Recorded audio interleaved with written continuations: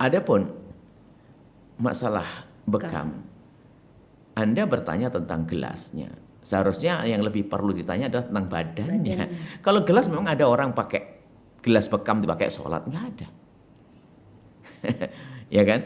Kadang-kadang apa? Seharusnya Anda bertanya tentang badannya itu. Kalau gelas bekam, anggap saja gelas itu najis, ya kan? Dalam mazhab Imam Syafi'i, cara nyucinya tidak benar. Darah adalah najis. Kemudian darah bekam hanya sekedar dikasih alkohol, tetap najis. Kemudian dipakai bekam, ya kan? Kering dengan kering nggak ada masalah. Baru nanti kering, tangan Anda kering, kop bekamnya kering, nggak ada masalah, nggak akan pindah. Karena Anda tidak membawa gelas bekam untuk sholat kan, ya nggak ada masalah.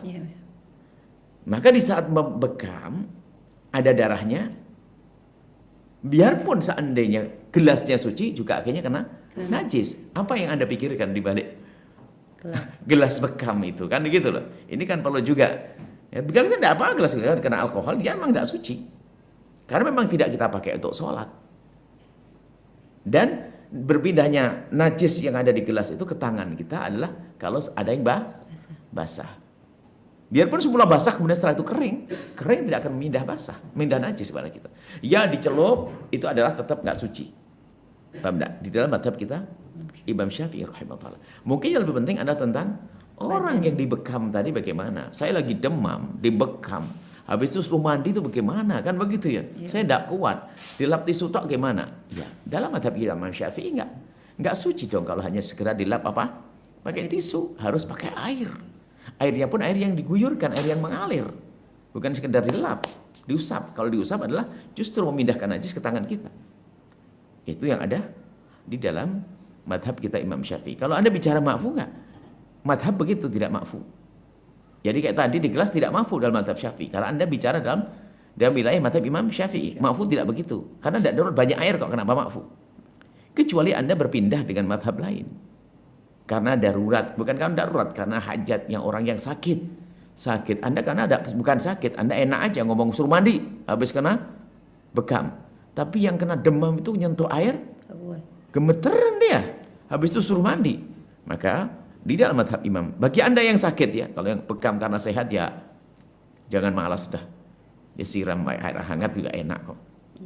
Tapi bagi yang susah bersentuhan dengan air dan bahkan mungkin membahayakannya, maka bisa mengambil madhabnya Imam Ahmad bin Hambal bahwa darah itu adalah tidak najis. Tapi untuk keadaan tertentu bukan seenaknya.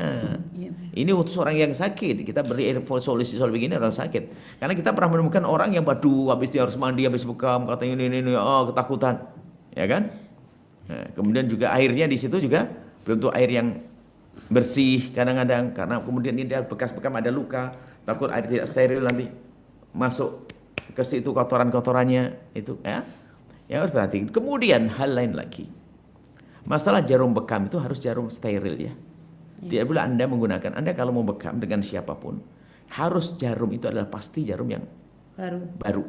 Jangan mau jarum yang pernah dipakai orang lain.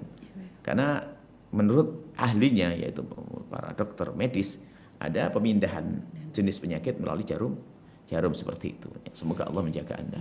Dan tadi memang Buya biasanya kalau yang bekam gitu Buya memang selalu mengingatkan untuk jangan mandi dulu, minimal itu dalam masa 3 jam karena itu masih luka gitu. Jadi kalau kena air membahayakan dan nanti kayak malah bikin masuk ya angin bakteri masuk lagi dan juga banyak sebab lah ya Bu ya. Nah artinya kan kalau sudah ada kayak begitu Bu ya, sedangkan kadang mungkin mepet waktu sholat kayak begitu, jadi berarti boleh kita untuk mengambil dari madhab. Pertama hendaknya bekamnya setelah sholat supaya kita tetap di dalam madhab kita. Cuman jika ternyata jadwal bekam kita semacam itu, ya ikut madhab Imam Ahmad, ya gak ada masalah, kan bukan untuk main-main. Ya. Ada hajat-hajat tertentu semacam ini. Baik, ya, terima kasih. Agama nggak boleh main-main. Jangan mentang-mentang ini langsung enaknya begitu. Enggak.